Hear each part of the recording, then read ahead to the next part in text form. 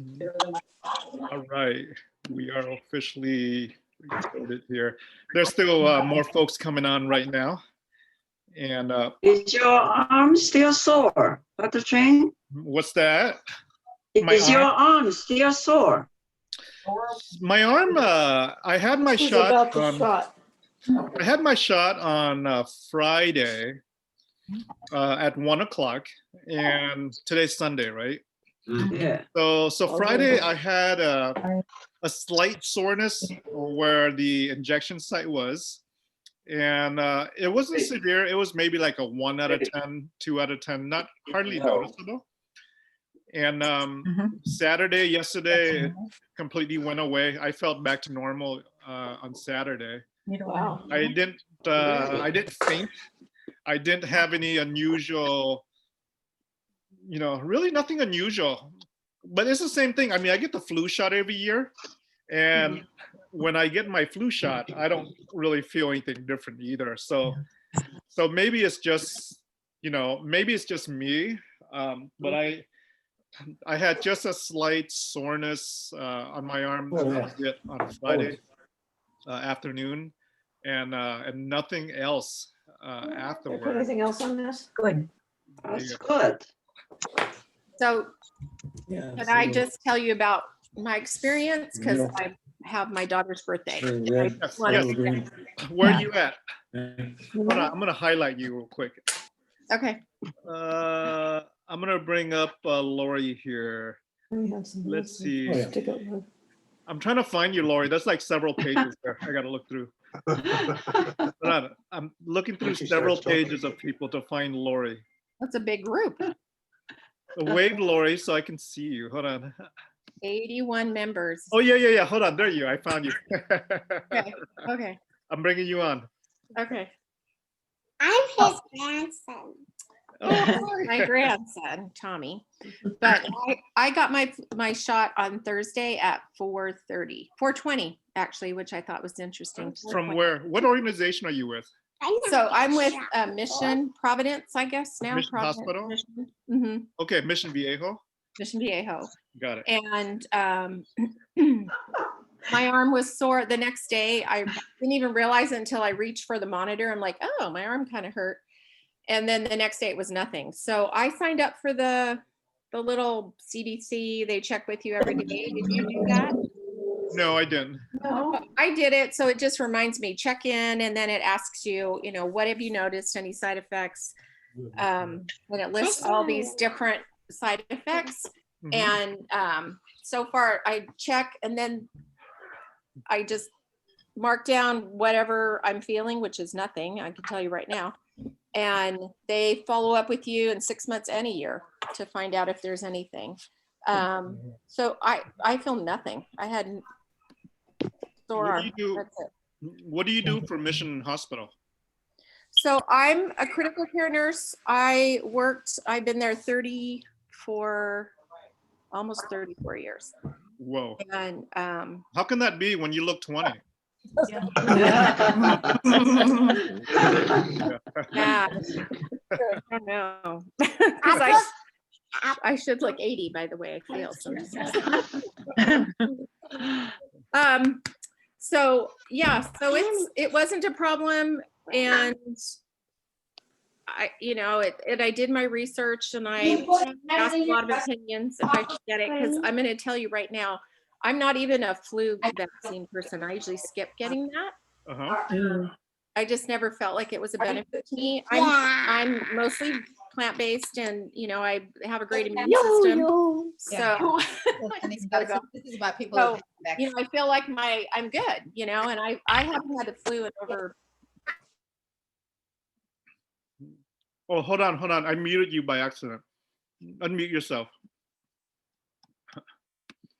I know how to unmute. Muting me. Sorry. Anyway, like I said, I'm kind of was on the fence about the vaccine. Mhm, I don't even get the flu shot, mhm. and so I don't know. What just made seemed you try to get the vaccine this time when you don't even get the flu shot? I know, it was weird. So I do have to say that the stars aligned for some reason, because At first I was like, I don't want it. I filled out a form. It's like, I just don't want to even get it. I'm like, just let somebody else get it.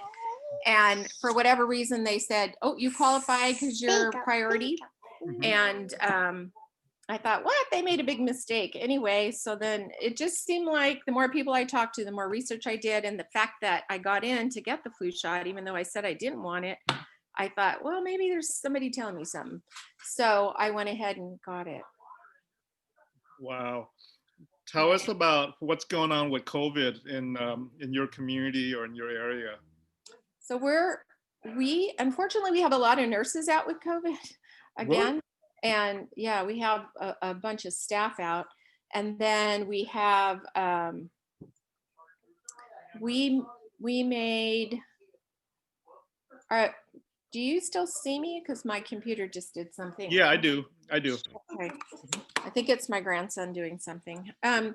So we are pretty full. We have a ICU COVID unit that's probably maybe has one bed. The COVID ward like section that we have is pretty full. We closed down our NSI OR and recovery area for potential ICU patients.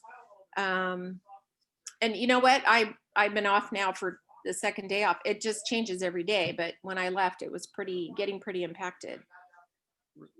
Are you seeing a lot of nurses coming down with COVID? Yeah. Yeah. And I have to say, like a few nurses I worked with, it's not because of work.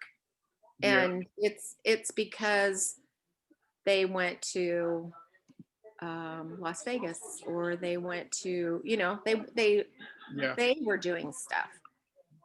So Sure. yeah, I need you to stop now. So anyway, they were making bad choices, I think. So It's anyhow, it's hard. We still have to live, right? But at the same time, right. Yeah, it's we do. how do you protect yourself? You're all messed up pretty much. Oh, I have so much stuff on me. I just hate it. I really hate it. When, I said, well, I'm going to get the injection. So the vaccine. So what can I take off? The shield? Can I take anything off? No. I think as a nurse and probably doctor, a medical professional, we're going to be wearing this stuff for quite some time. I don't think it's going away for us. Yeah.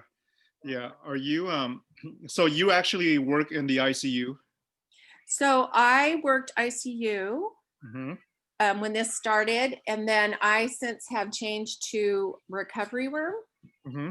And so I kind of got out of there, which I'm quite happy about. In Yeah. a way. So I thought about going back because they have some really good bonuses going on right now. So I don't know.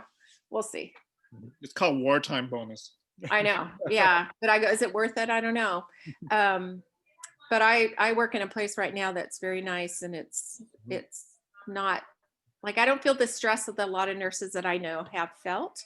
So Yeah. I feel blessed in that sense. And, it's like, as you can see, I'm a little bit older. So it's just like, I did my time. So I think it's just time to chill out for a bit. Very cool. So when do you do for your second shot? How long do you have to wait? January 7th is the time when I have to go back. Okay, that's 3 weeks. Is it? Yeah. Yeah. It's about 3 weeks, right? Yeah. Yeah. Do you have any recommendations or tips or thoughts about, minimizing the COVID risk to everyone that's online right now with us? So, I know people here seem to be pretty compliant, masking, even, you do see some with their masks down, but masking is one part of it. So it's the whole, everything, the complete ball, it's like, wear a mask, wash your hands, keep your hands away from your face. When I go to work, I put a hat, I put everything on so that I have no reason to touch anything. Like, I don't want it in my hair, that kind of thing. But when I get in my car, before I take anything off, I squirt my hands, take off my mask, make sure I think it's just maybe a couple extra steps that you just have to be careful, stay away from people. Like, if you don't know where they've been, I mean, like, we're meeting tonight, my daughter's birthday, but we're all outside, except for the little one that followed me. But, you know, this is my group. And so you're staying within your groups as well. I think that's important. And you do need to live. Like, I'm not going to see my family, not going to see them. You know, it's like that's necessary for mental health as well. And I think that's part of what I'm seeing is a lot of people with mental depression and just issues. You know, this thing's hard. It's hard on everyone. But so you got to do what you got to do, but you just have to be careful. And I think not crazy. You don't have to be crazy about it. Right. But you know, like it's common sense almost. Like we all kind of know. You Yeah. know, I always had a hula hoop space and people got into it and I didn't like it. You know, it's like back away. So Thanks so much for really appreciate your insight from Mission Hospital. How much flu are you seeing? Are you seeing much flu?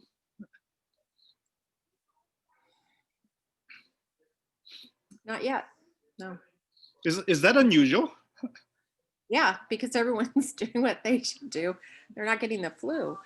Yeah. Yeah, it is unusual because that usually starts too. Like we were worried about that on top of it. I was just talking to the charge nurse in ER. In fact, she was there when I was getting my injection and my vaccine, and we were talking. And they've actually, the ER is usually crazy, but they've had a few days of kind of nice days. Mhm.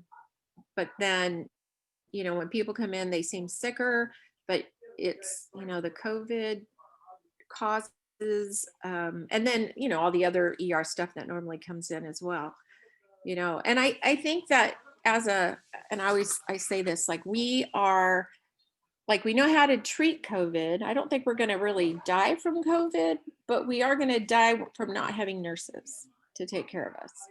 And so the staffing ratios and all of that, that's kind of out there right now. You know, that's going to take that nurse away from you and your care. And I think that's what scares me the most. You're going to get sick from whatever it is, COVID to, you know, heart issues. Yeah. But you know, there's chances you're more at risk of succumbing to these issues because you're not getting the care. And so, you know, it's going to be survival of the fittest at this point. Yeah. We have Lorianne is asking, are you seeing any long-term neurological issues after COVID? Lorianne, would you be interested in coming on video and just kind of chatting with us as well regarding your situation?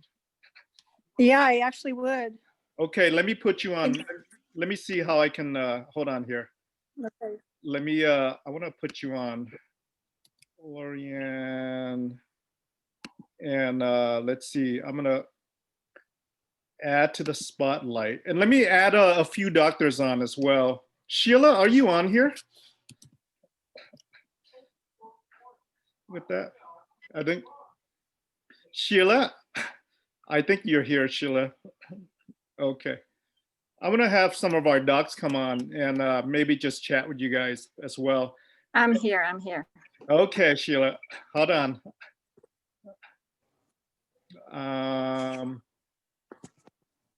Let's see. Lorianne, tell us what's going on with your situation. Well, to the best of my understanding, I got COVID very early before we knew it was here. And I'm going to say I was exposed late November of a year ago on a flight from St. Louis to here. And then after I was back about 10 days to 2 weeks, I started getting this really weird congested feeling in my nose and in my head area. And I remember saying out loud, I feel like something has invaded my body. And I've never said that about a cold or a flu or anything like that, but I felt like there was like something that was inside my respiratory passages or my nasal passages. It was like barbs or something. And then it progressed into some post-nasal drip with a lot of coughing.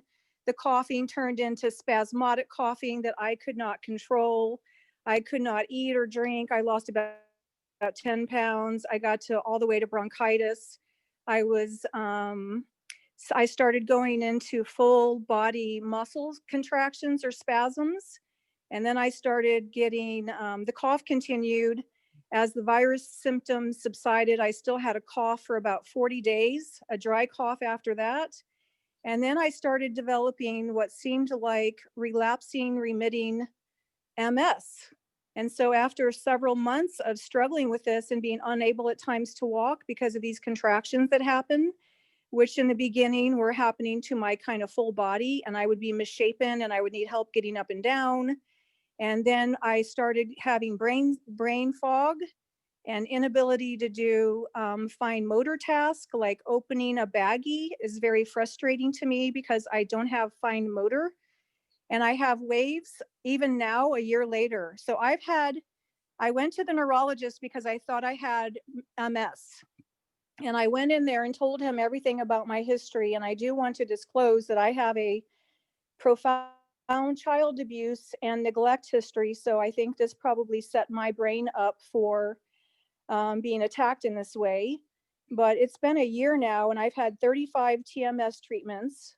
When I first went to the neurologist, he gave me a brain scan and said my brain was 3 to 5 standard deviations from normal. And then after a couple months of treatment, I was 2 to 3 standard deviations from normal. And I think that's about where I still am. I do not know how to have more freedom from these symptoms. I feel like I am being held hostage in my body. I do not know when they will come. They seem to be tied to the barometric pressure, to cloud cover, to I don't know what. But I still have symptoms a year later where my sense of smell and taste are diminished. I have no motivation often to do anything when I don't have the other symptoms.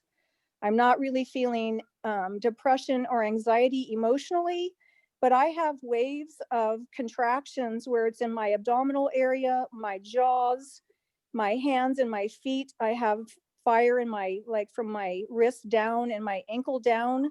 And then I have some pain across my very lower back and in my hips. And I get these contractions and I get very vascular in my hands and feet and knees. And then it becomes hard. My gait's not the same. I become injury prone.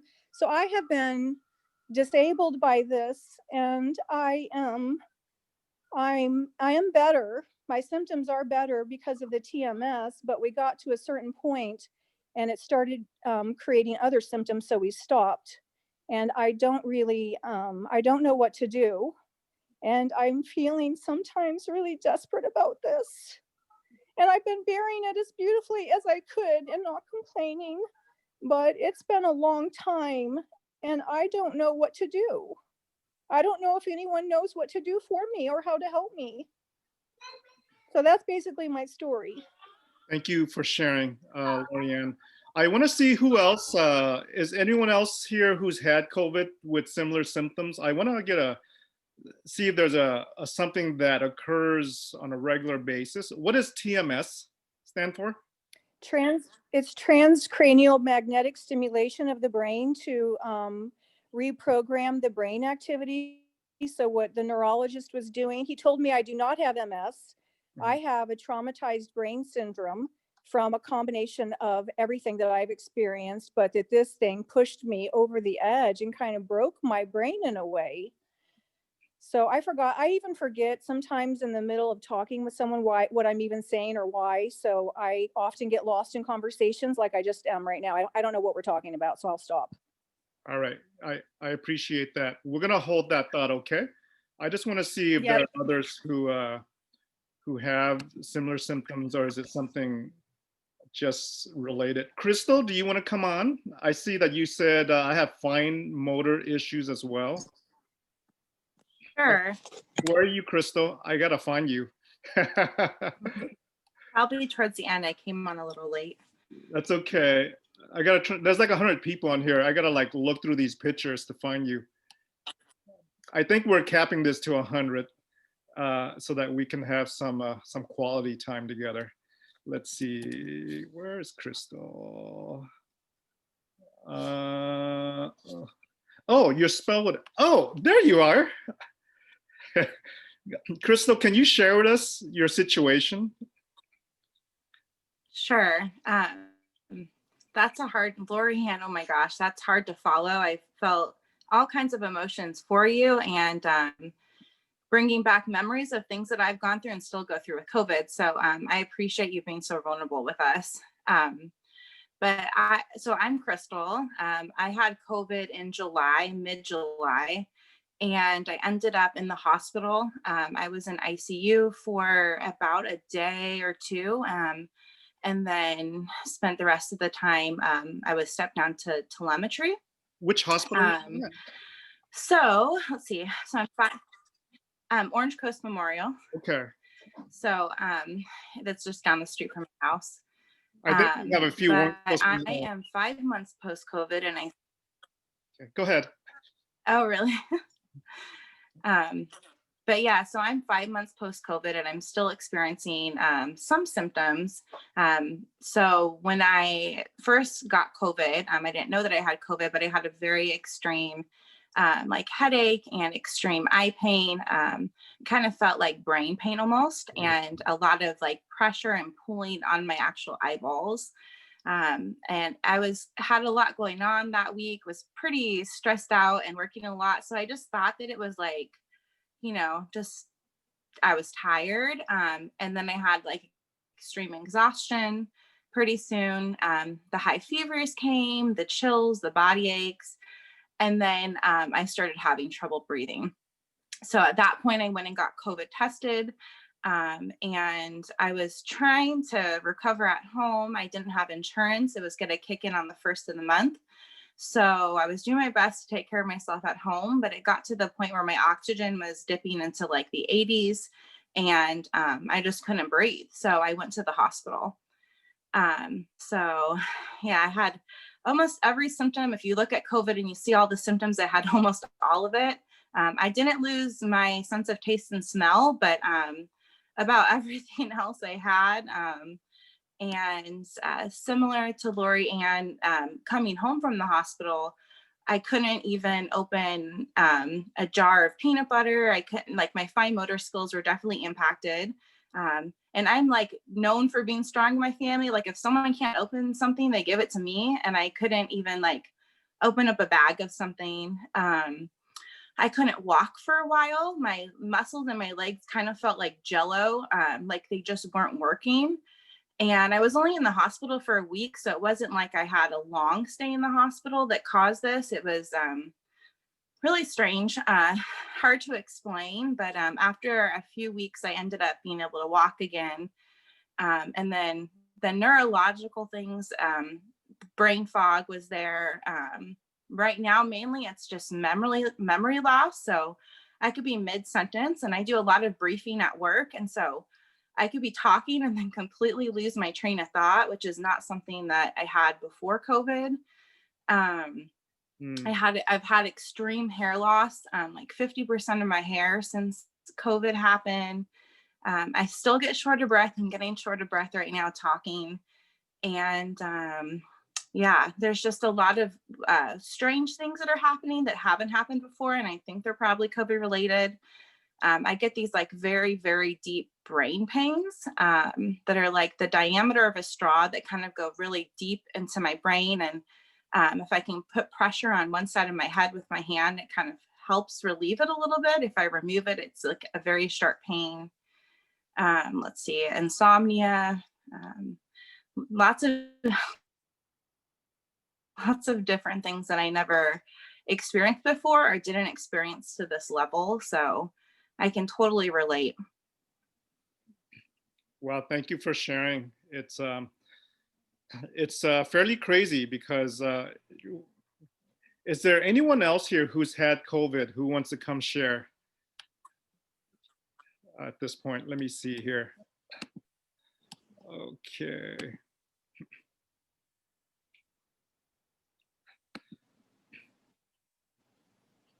Thank you so much there, Crystal. Let me bring up one of our docs to maybe share a little bit about her.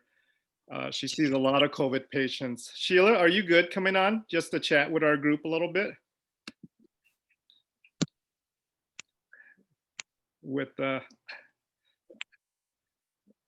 All right. Let me see how Can you hear me? Yes, I Can you can. hear me? Yes. So right now it's very, very crazy. I basically have been working just in COVID clinic ever since March. I'm actually in Los Angeles, so it's extremely crazy. I think over last couple of days, we actually had to shut down the clinic because we just couldn't handle the amount of patient that's waiting in line. So we had to shut down the clinic, to take care of whatever it's lined up.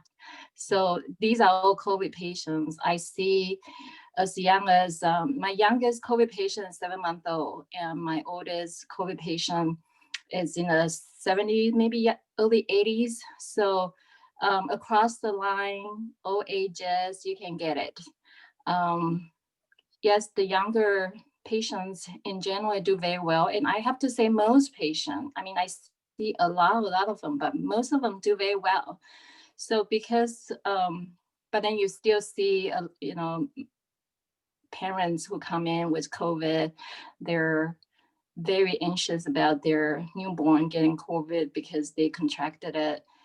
There's a lot of issues about breastfeeding. What do they do? I have a mom that actually just had a baby 2 months ago, and then she's suffering from COVID, newly contracted COVID. So there's a lot of concern. The whole community is affected. It's not just one single population. It can be very, very young. And then the younger one actually look very uncomfortable.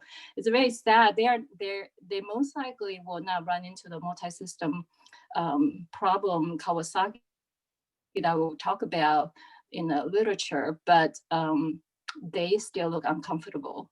And the thing is, they're so little, they cannot tell you why they don't feel what's going on. We don't know if they're just aching, they're having headache or whatever.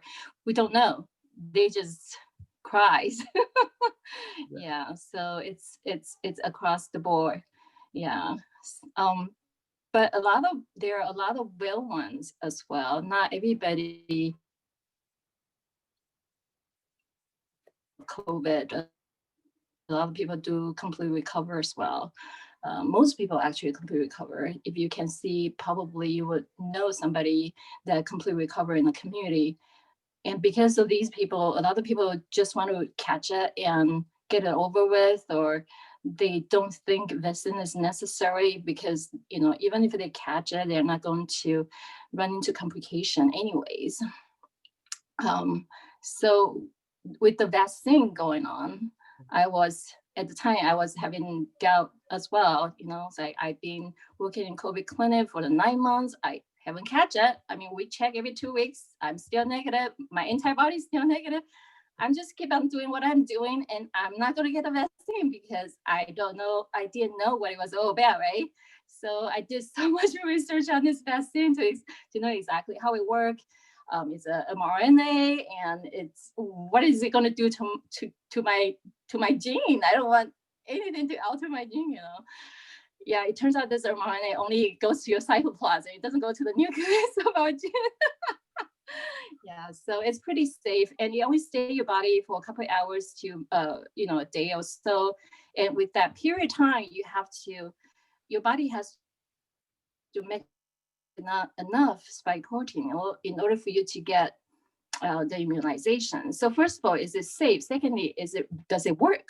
These are the two main factors. And now we know it works. So that's the second part, is we don't have to worry. We know 95% of the people who get shots actually get immunized. Now, the thing is to consider, is it worth it to even get it? Is it worth it to run into all these side effects of the vaccine? I'm so young and healthy. Relatively young and healthy. So I'm like, if I catch it, no big deal. But yes, I do have worries for the whole community if I catch it. I don't know how many people I'll be infected, how these people are going to carry out and then infect other people. But then when I really, really sit down, I've been working in COVID for so long, and these are the 9 months. We only think about how we're going to control the disease, how we're going to help the population, how we're going to help these patients out. But in the end, the shot is going to my body. I need to decide for the first time, I need to decide if I'm willing to risk my body to help control the disease. That's why I did all the research to make sure this shot is safe. And it actually is very safe. It's as safe as it can be.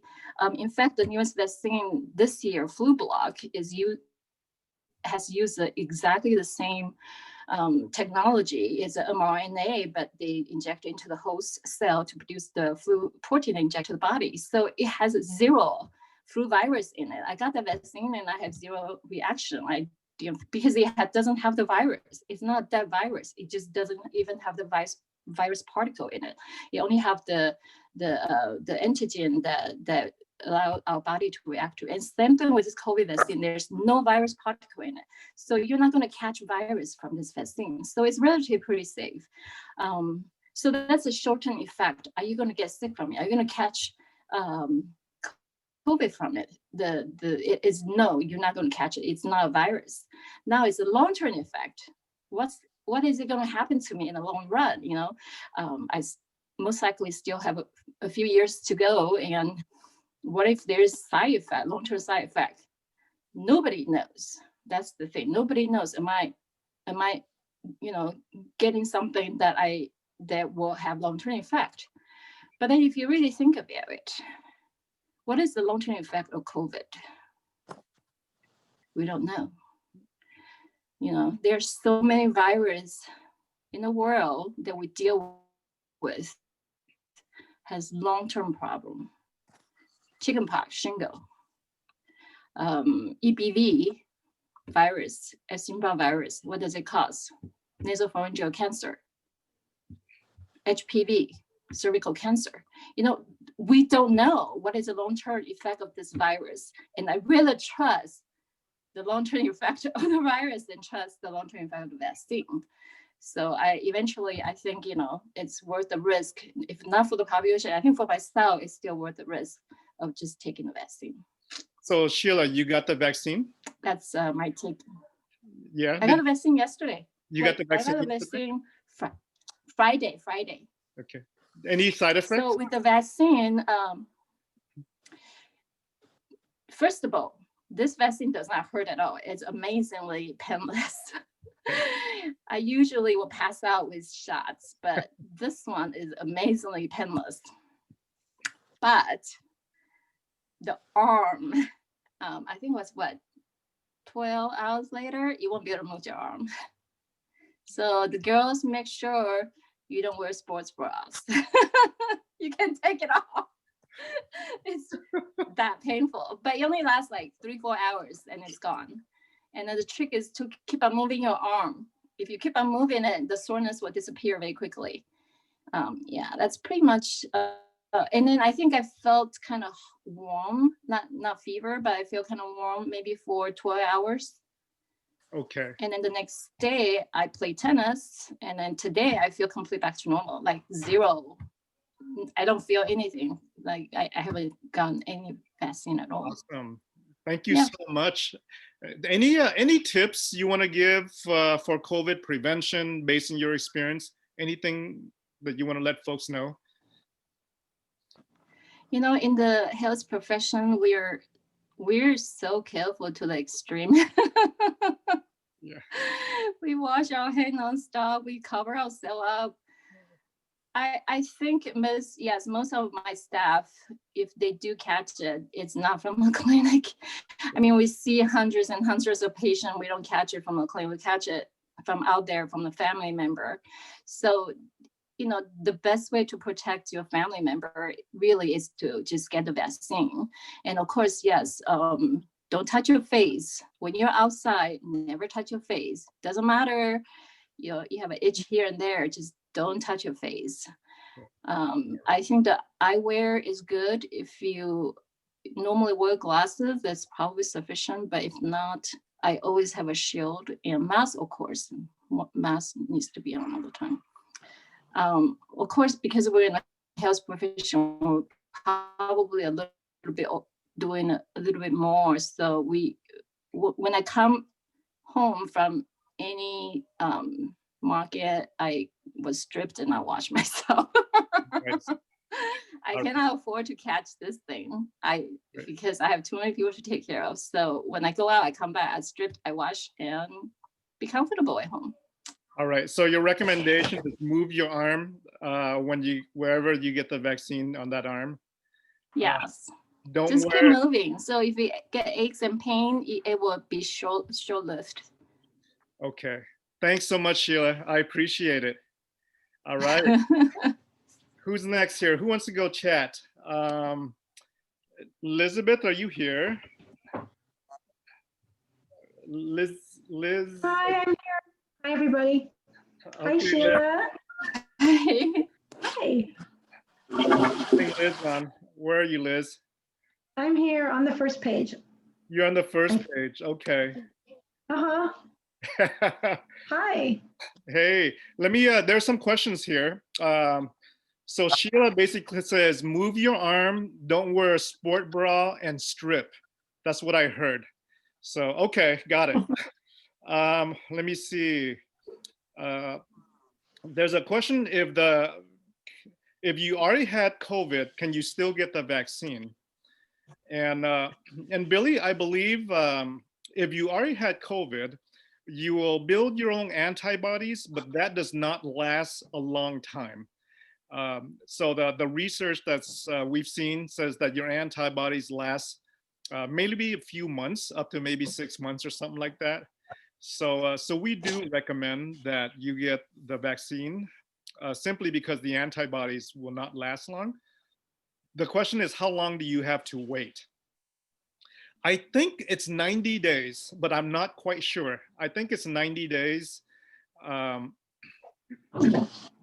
based on your last, your first symptoms or when you first diagnosed or something like that. But don't quote me 100%, but we do recommend that you get that. So Liz, tell us about yourself, where you work, what you do, all that stuff. Okay. Hi, everybody. I am Lisbeth Ornelas, and I'm a nurse practitioner. I work for Memorial Care, and I work at the urgent care that's in Long Beach by Cal State Long Beach. And I've been there for 2 years, and it's really super busy with COVID patients. We triage the patients at the front door, and they fill out an answer sheet. So if they answer yes to any questions that are worrisome, we triage them to the tents outside. So we have the patients that are outside that possibly have COVID, the patients that are inside for other reasons like lacerations, ankle sprains, bladder infections, stuff like that.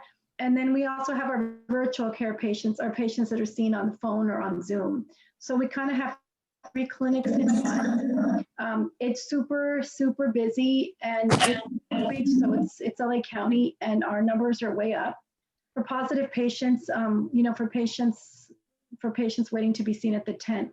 We used to have 1 doc or 1 NP covering the tent, and now to see all the patients that have come in for possible COVID. They're coming in sicker than usual. Number one complaint to get you out there are going to be the flu-like symptoms, shortness of breath, cough, fevers, chills. Headache is very common. I see almost all my COVID patients will tell me that they had a headache at the onset of their symptoms. A lot of them have general chest discomfort. A lot of them say, that they had an exposure to COVID. And the number one thing I'm seeing right now, guys, is we're seeing the post-Thanksgiving surge, right? So I'm seeing that either they went to someone's house for Thanksgiving or somebody else came to their house for Thanksgiving. That's the number one thing that we're seeing right now. I'd like to not see this after Christmas because the numbers are so high right now. And like we all know, we have to be super careful because we don't have enough beds in the hospital or enough of us to treat you, to see you. So we're juggling. The staff, we have our hands full. Sometimes we have staff members that are out, and I totally agree with you, Sheila. Sometimes we have staff that are out, but that's because they did social things. They had some social plans with other people. They were in the same car. They went to somebody's house. They took off their masks to eat. They weren't distanced when they ate. And then sometimes they're on quarantine because somebody that was at the table came down positive for COVID. We had a couple doctors that were actually out because of close exposure. And interestingly enough, listen up, folks. You know how they got the close exposure? 2 docs, both of them. Their mom came over for Thanksgiving. So we're so used to protecting the seniors, but in this case, both seniors brought the infection to the younger people's household. So we have to be careful, both ends, right? Both ends of the age spectrum. So what else do you want to know, Iggy? Did you get vaccinated for COVID? Yes, yes. So thank goodness I was vaccinated also on Friday. I had a 3:30 appointment just a few hours after Iggy. And I went over to the hospital and it was just really well done, very well set up. They had all these social distance chairs. I actually got vaccinated by a nursing student that was there, got my shot right here. I literally, and I agree with you, Sheila, I didn't feel the shot at all. It's the most painless shot I've ever had. Maybe like pain on a 1, it was a little sore later, and then maybe a little sore later, like in the evening. I woke up, I didn't set my clock because I want to know what my body would do, and I don't usually sleep in, and I slept an hour and a half later. I had a mild headache when I woke up. My headache got a little bit worse, enough to maybe like a 5. I took a Tylenol maybe by like noon or so, and then I forgot about it. I was tired. I was tired until like about dinner time, and then I felt completely fine. This morning I woke up early, had energy, walked the regional lake, did all my errands and chores, and I felt just completely fine. So I had like a transient headache and fatigue, maybe, 3/4 of a day, and that was about it for me. My site hurts a little bit, but there's no redness and there's no swelling. It hurts more if you lift your arm up, but like was discussed, I just exercised my arm and it felt better. I don't even really feel it now at all. So I feel fine. Great. So you haven't grown a third eye or tail yet? No, I had concerns too, but I just thought, when you get the blessing of being a frontline soldier and having the shot offered to you, I know that when I do my second shot in 21 days, that a week or two later, I'm going to have 95% immunity. And I couldn't pass that up because it's always a risk benefit, right?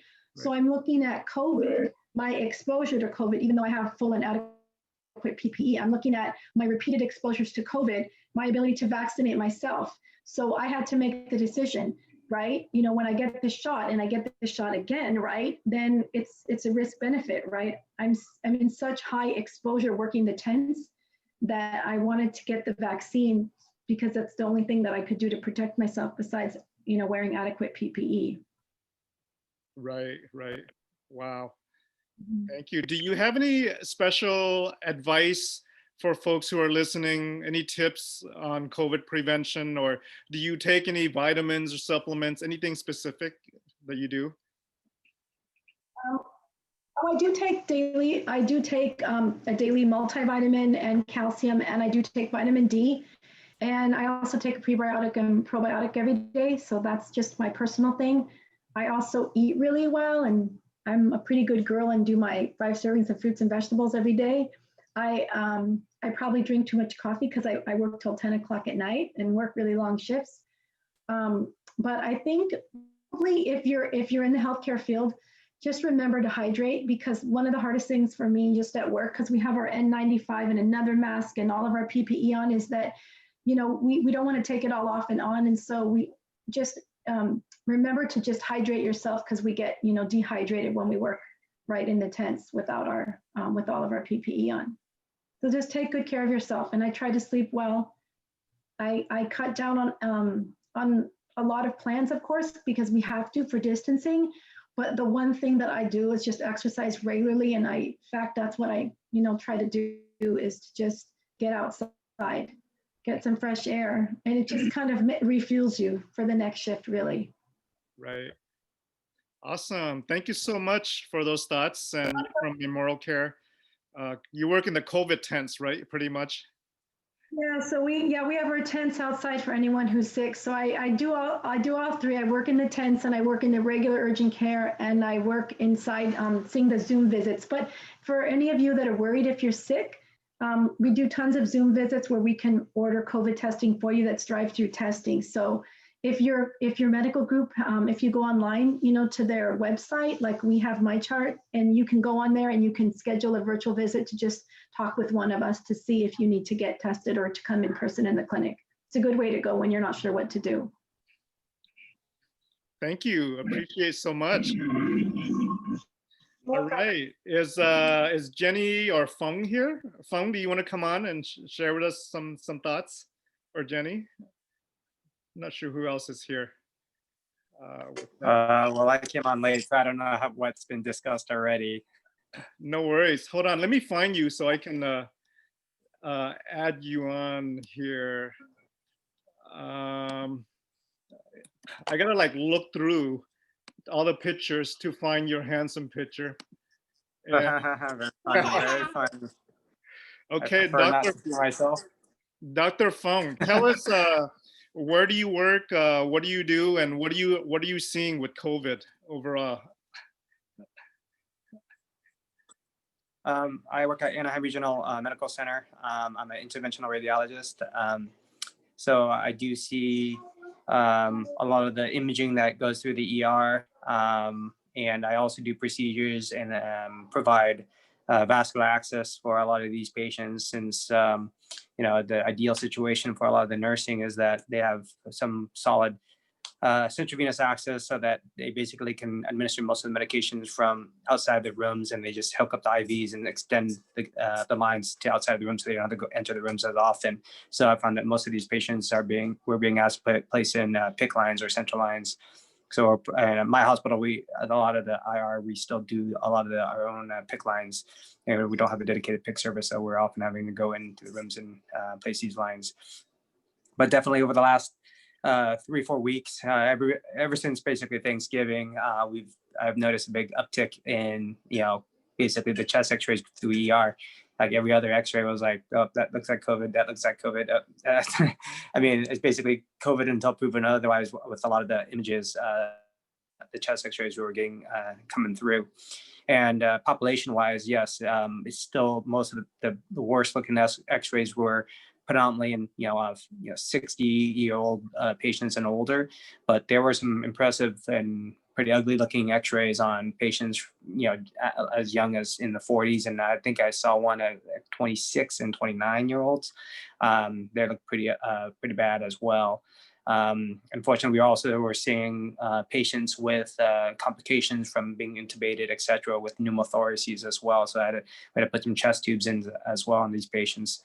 Our hospital is pretty full. Last numbers I heard was around 60 for our fairly small community hospital. So that's we're pretty much at capacity.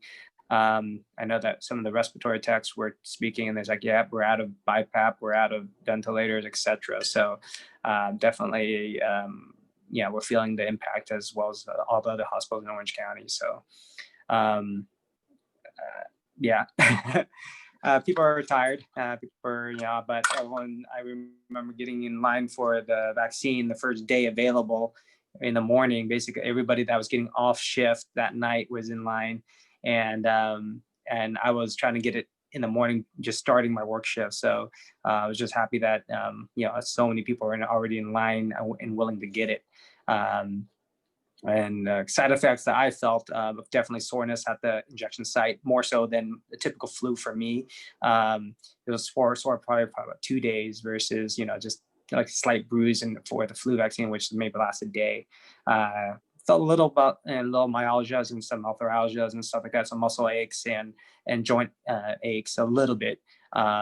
Nothing that really impact my daily activities, and a little fatigue, but that's about it. It didn't really stop me from doing any of my normal activities at all. So in general, I think the side effects were fairly minimal, and all the people I've spoken with, they had very similar experiences as well. But granted, I know that second dose, people have been reporting more significant side effects from. So yeah, until we have that second dose, I don't know how that's going to go.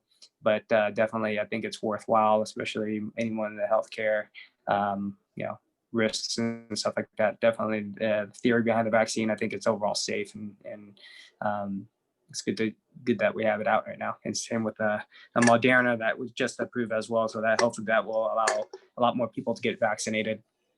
Great. We got some questions on chat for you. Is the vaccine recommended for older immune compromised patients? Oh, that I'm not quite sure.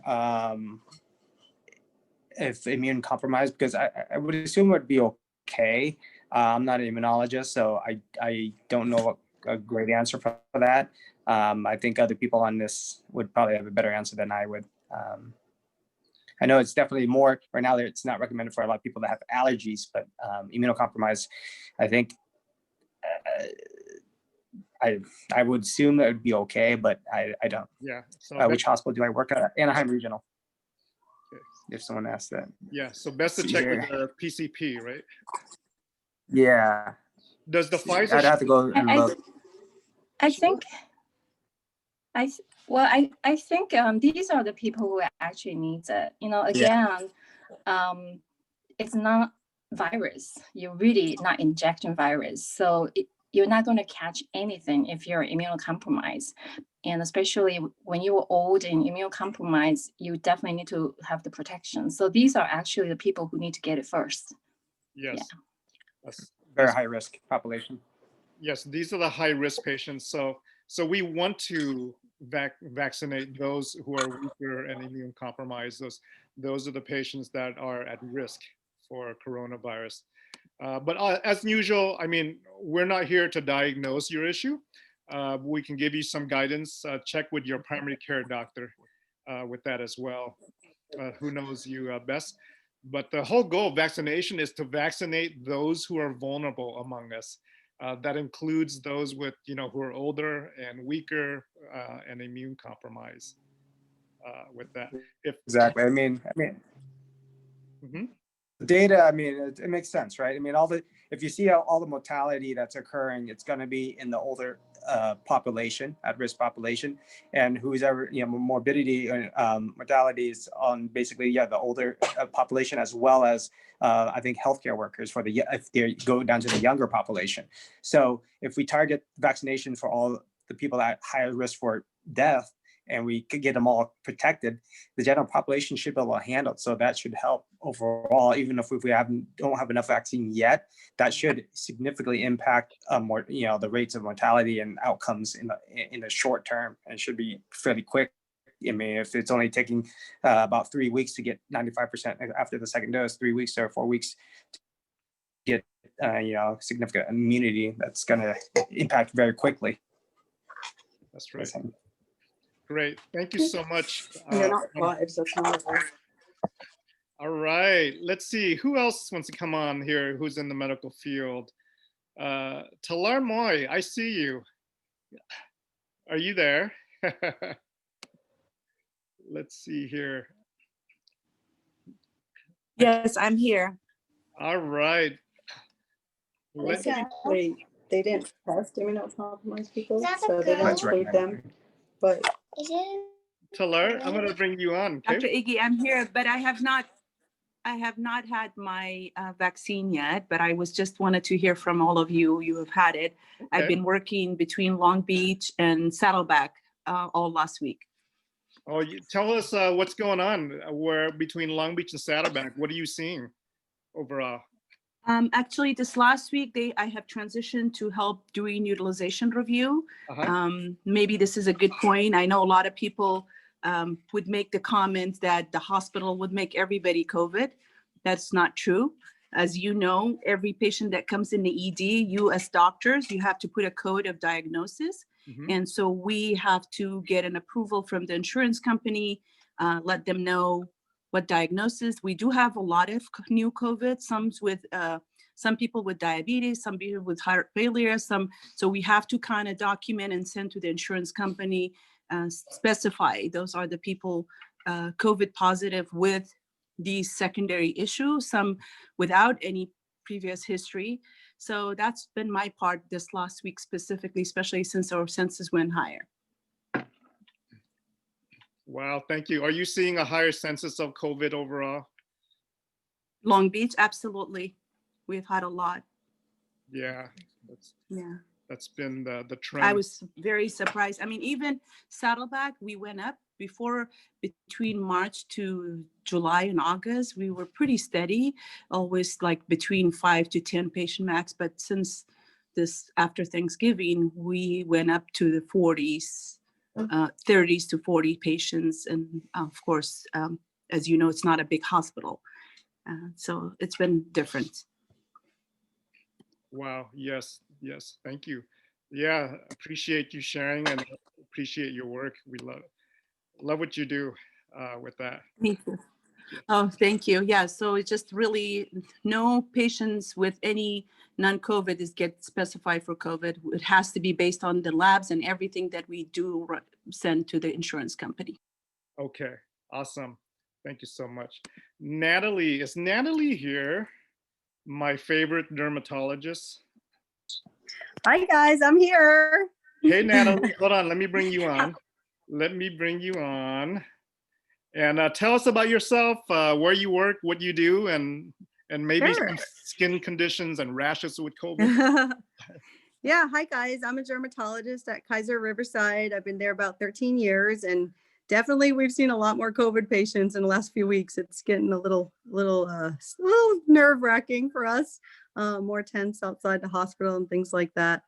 COVID is associated with some rashes that we even see in kids, like the COVID toes and things like that, and just generalized. There's actually several different rashes that are associated with COVID, like any viral infection, you can get rashes with it. But I do want to comment about the question earlier about if immunosuppressed patients can get the vaccine.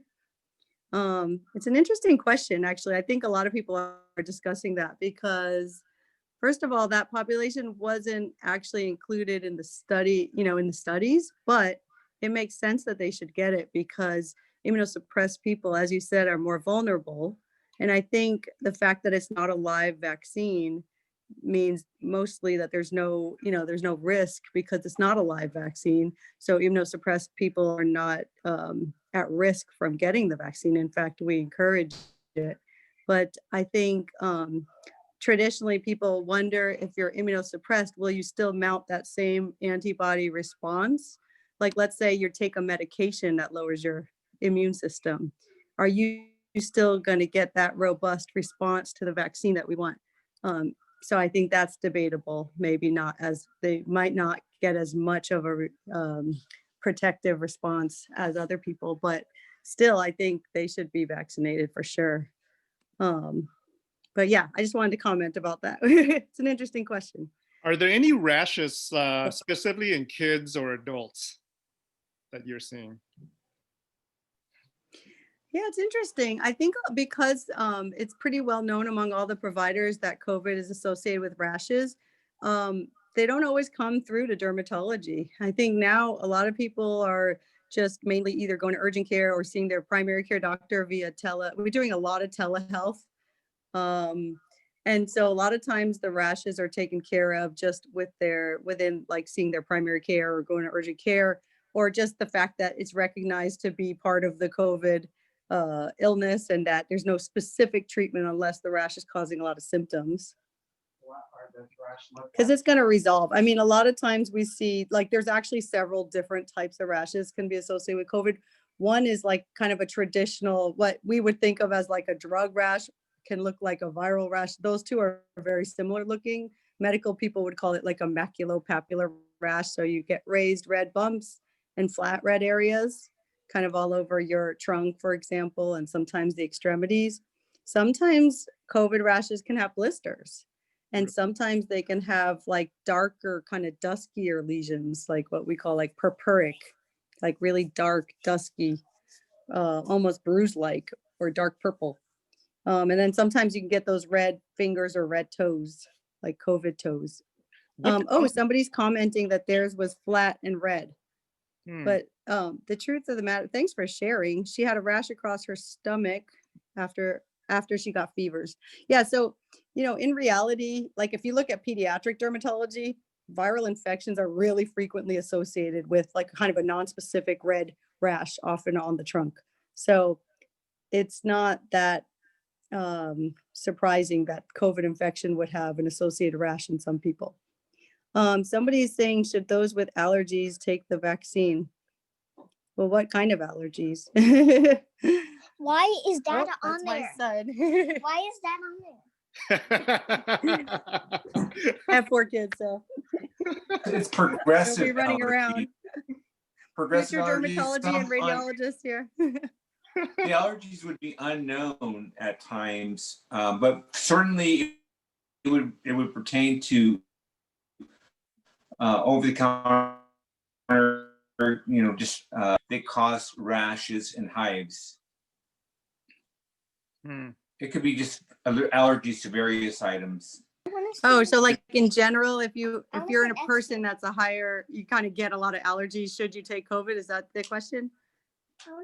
Should we take the vaccine? Should we take the vaccine? Sorry, my Thank kid's you. like right in front of me, distracting me here. Yeah, I mean, the problem is you don't know, unless you're specifically allergic to the COVID vaccine, then you shouldn't take the COVID vaccine. But of course, nobody knows that, right? So in general, if you're allergic to lots of things, I mean, it doesn't mean that you're going to be allergic to the COVID vaccine. So the problem is, we do have limited information right now because, I mean, this just came out and we don't have the long-term studies and seeing like who's more susceptible to allergic reactions. So far, we're seeing a lot of just like arm soreness, things that you would expect. Maybe you just feel a little tired or you feel a little headache after, but mostly just arm soreness. Well, I mean, I've read that is basically, of course, they've listed the ingredients of the vaccine, and you should be able to look up those ingredients to make sure you're not allergic to any of those ingredients. But then also anybody that has had an anaphylactic type of reaction in the past to anything, I think it's advised not to get the vaccine at this point if you have an anaphylactic type reaction. If you have a mild reaction, I think that's a case-to-case basis. You have to probably run it by your PCP. If it's worthwhile, it's basically you weigh your risk and benefits, right?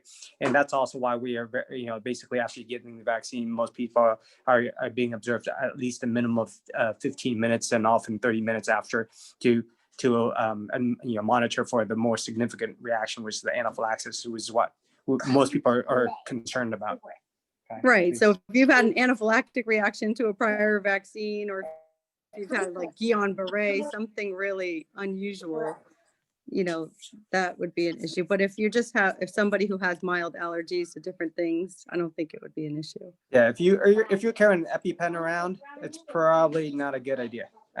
So if you've been prescribed the EpiPen, I'd probably avoid the vaccine at this point and discuss it with your PCP. Thank you so much. Yeah, thanks, guys. Let's bring on another doctor here. Dr. Joanna Sue, are you here, Joanna? Let me see here. And am I supposed to unmute? You're good. Hold on. Let me bring you on. I am muted. Great. Hey, so Dr. Joanna, tell us who you are, what you do, and who you work for, blah, blah, blah, and what you're going through with COVID and all that. Well, I'm actually a pediatrician. I work in juvenile hall. And as everybody here, it's true, I believe, that majority of teenagers, because I work mostly with teens or all with teens, they do well when it comes to COVID. Most of the cases, they have some congestion, fever, headache, nausea, loss of smell, taste, but they actually do very well. And being that I work in juvenile hall, of course, they are in a very safe environment. So it's the staff that come in with it that, brings it into, in the environment and then give it to the kids. But in general, the teenagers do very well. And as we're talking about the vaccine, by the time I believe the general public get in, it will most likely be the non-mRNA anyway. And it will not need to be frozen, below 90 degrees. So it'll be a different situation, I believe, by the time the other vaccines come out and the general population will get it. I see. So young kids normally would do very well, right? There's no major long-term issues that you've seen. Yeah. Well, I can say since March, we you know, up until last week, since March, we have only about 15 cases of COVID in juvenile hall, which is amazing. And most of it were from, you know, youth that came in, and a lot of them were asymptomatic. And, you know, with the increase in cases of this past month, of course, cases went up. So this week we had 7 cases, but even then, majority didn't have symptoms, so they do very well. Okay, great. Any recommendations you have specifically for young adults? Since a lot of their parents are actually probably on the Zoom call here, or grandparents, any recommendations that we should pass on to young kids, younger adults? I think right now the problem is definitely that the young adult, when they're out socializing, they're the ones not wearing masks, and they are the highest risk in terms of carriers, because a lot of times they don't have symptoms. So they might go hang out with their friends. They might bring a mask, but not necessarily wear a mask when they are with their friends. And when that does happen, you know, they bring it back. They could have no symptoms at all. Sometimes just loss of taste, loss of smell. And they don't think much about it or talk about it, because most kids, teenagers, are not going to talk about their symptoms or any complaints. So then they bring it back home, and that's how the parents and the family members can get it. So it's very important in terms of educating the kids, you know, not necessarily it's about them getting sick, because they know, you know, from media and everything, they know that they're not going to get sick. And even if they get sick, it's not going to be severe majority of cases. But it's about, you know, giving the family members, and that's how the family members can get sick and visiting. I see. Thank you. We have a few questions here on chat. She says, can you say more about that? How is the vaccine expected to change before it becomes available to the public? Well, because right now, in terms of numbers, because I don't think there's enough numbers of mRNA in terms of Pfizer's vaccine or Moderna's vaccine to get to everybody. So the first liners, there's 3 different tiers. So the first tier are for the healthcare workers and, you know, people in nursing homes. And then it's going to go to the correction system, et cetera. And then the third phase most likely will be the general public. By then, the other vaccines will be out, and not all vaccines are mRNA. Just currently that I know of are the Pfizer and Moderna, which are mRNA. I see. And then the other vaccines like J&J and AstraZeneca, those are the traditional vaccines. Yes, right. And they don't need that low of a temperature to be stored. So they'll be easier to give to the masses. Got it. Also cheaper too, I believe. A lot cheaper. Yes, a lot cheaper. So what I've heard is those are ideal for the other third world countries, because they don't have to worry about the cold storage as well as cost. So that's going to be the ones they're going to be targeting for the other countries. And even like for the mRNAs, the ones from Pfizer, I believe it's like only $20-something, I believe. So it's not very expensive. But the other ones will be, I believe, less than $10 or around $10. So these are not vaccines that are expensive, which is amazing, because when you compare to other vaccines, they cost hundreds of dollars. Yeah. Crystal says J&J storage is 36 to negative 43 degree Fahrenheit compared to the others. Yeah. Not negative 90. negative. It's like 36 to 43 degrees. It's not negative. Okay. Yeah. Okay. Yeah. Great. So it's easily stored. There's a few questions here. Andrea Lowe says, is the quality the same with the different vaccinations? Tish says, is there a difference in quality? Again, so they haven't gone through FDA, or the studies haven't come out yet, because they still have to meet certain number of participants, and that hasn't happened.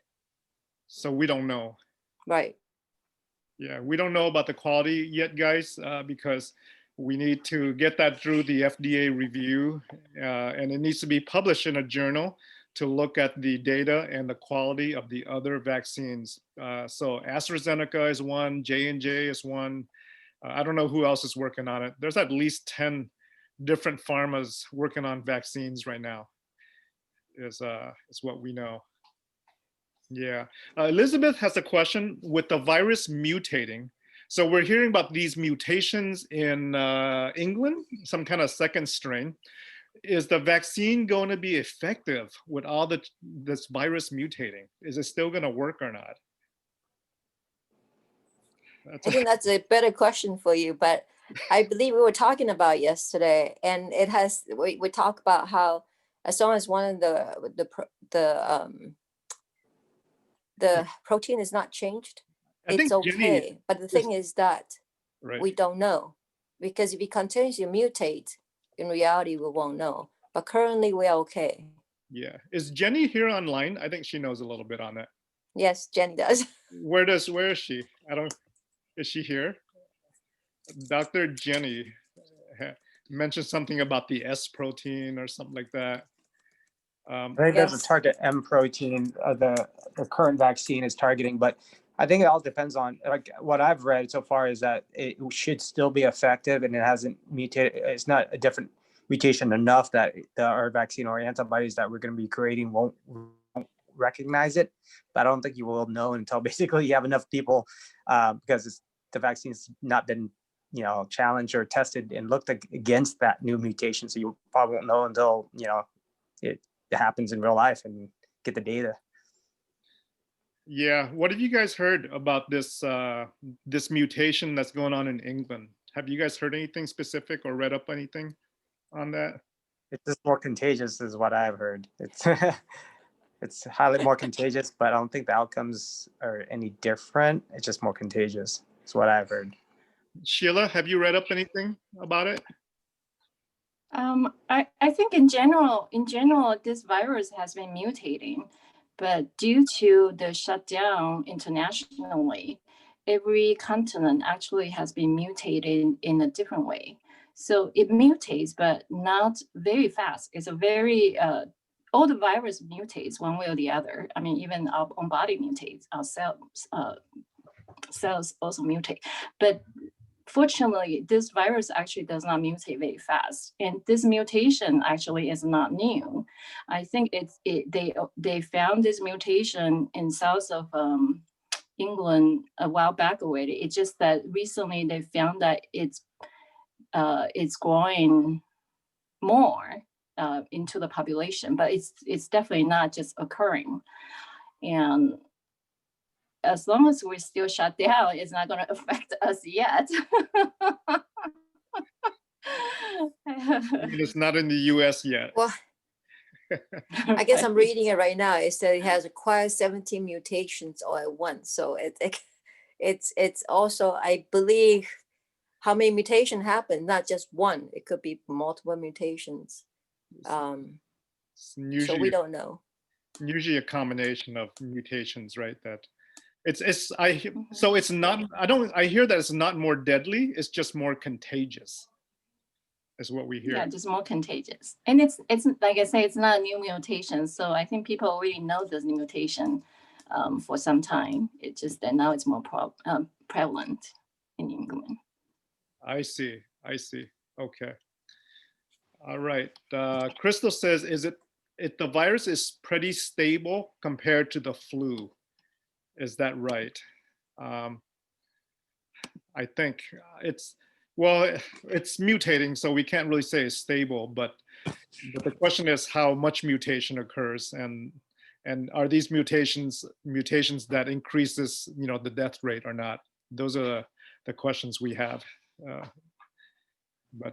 Okay, very cool. All right, guys, we've been here for an hour and 20 minutes. Did you know that? Time just flies by. And Katrina, I want to mention something about the new monoclonal antibody, just so that our community knows about this antibody. It's finally been approved by FDA, and it's finally coming to the market. And as far as my COVID clinic goes, we do have the antibody for people who are not sick yet. So if you are positive with COVID and you are high risk, you're 75-year-old and above, this monoclonal antibody essentially can save lives. But we need to get it injected into the body within 10 days. So when you have symptom and you are high risk, you have diabetes, you are just other comorbidity, you need to go to a COVID clinic and get this injection. Is the injection daily? I believe it's just one dose. I'm not very sure yet. Because we just got it Friday and I haven't gone to the clinic since Friday. We just have it. Okay. There's criteria for getting it. And it's an IV infusion, but in terms of side effect, I looked upon it a while back. It essentially has no difference in terms of side effect comparing to placebo. So it's very, very safe monoclonal antibodies. So if we can get a hand of this infusion, it will be very good to control this virus as well. So this is like a war where we're coming up with new weapons against the virus. And at the same time, the virus is mutating to try to avoid us and our weapons. So it's kind of like a battle back and forth. It's between humans creating more weapons against it as it mutates and tries to escape. So, so very interesting. All right, guys. Any other thoughts? Any last thoughts, anybody? I know I've kind of gone overboard with time. Anyone have any final thoughts or final questions since we had a bunch of docs here? Oh, what about ivermectin? Ivermectin. You guys have seen that around. What do you think about that? I thought that was from a long time ago in the beginning of COVID. We haven't even used, so think about it for so many months now. We have better medicine than to use ivermectin. Yeah, that's just many, many months ago when people tried to use everything, you know. Yeah. Not sure if that's gonna work. Yeah. Yeah. So the ivermectin data that I've seen, there are a few double-blind studies on ivermectin showing some potential. It may have some good potential with it. The studies on ivermectin have been done mainly in third world countries, in Egypt, in South America, in Iraq, in Bangladesh. These are countries where, you know, there's a lot of parasites, so they use ivermectin all the time with that. But what I haven't seen is large scale double-blind clinical trials to make national recommendations, right? We haven't seen ivermectin in a double-blind study and in thousands of patients. So we can't draw a strong conclusion on it other than the small studies that have been published on ivermectin that shows some potential. It is cheap. It is cheap. It shows some potential, but we need large studies to make national recommendations. We can't make national recommendations based on small studies that involve 20 people, 100 people, 200 people. We really want studies in thousands of people to know if ivermectin should be on the list, right? To know for sure. But definitely it is some potential, I'm sure, with that from the studies I've seen. All right. So, hey guys, I thank you for being on. I have gone over time as we normally do. We did hit our 100 limit, so we couldn't add anyone else on at this point. My Zoom ad goes up to 100 normally. And I think last week we hit 100 again with our cancer lecture we did. So I need to expand Zoom. But thank you. I appreciate everyone coming on. I appreciate our doctors that came on, our nurses that came on. And when we have new things come on, we'll all come back and we'll chat some more with that. I'll put this on, I'll try to upload it to a YouTube link for you guys if you want to go over it again, okay? So God bless, guys, and have a good evening. And thank you for all the questions, and see you guys soon, okay? Thank you. All right. Thank you. Bye. Bye-bye Thanks now. very much. Thank you. Thank you. Merry Thank you. Thank you. Bye. Merry Bye, Christmas, guys. Thank you, Dr. Trin. Yes. Merry Christmas. Merry Christmas. See you later. Merry Christmas. Bye-bye now.